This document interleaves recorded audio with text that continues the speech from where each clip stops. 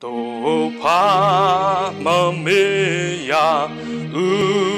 men simbata wa Gisu hi ka jing tre jong u kum ka ding a pa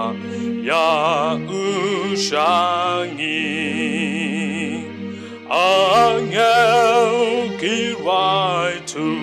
Roy ki ra ki pen her La jing sa wa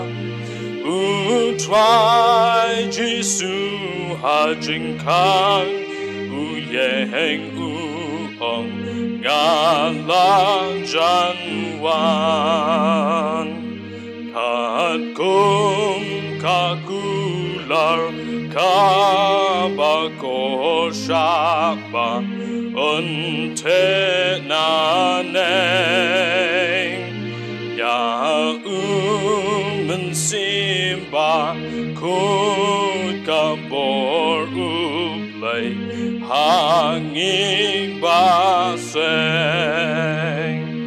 angel kiwai tu Roy ki ra ki pen her la jing sa wa U try Gisu ha jing kang U yeng u ong nga la jan wan Kat kum ka mon jong mi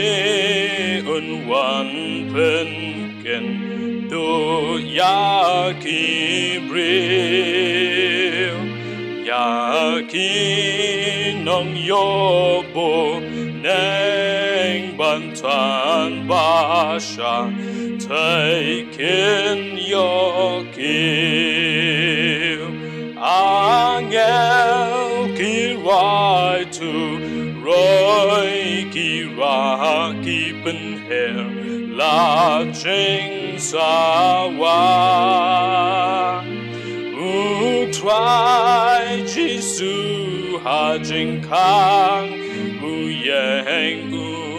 ong nga la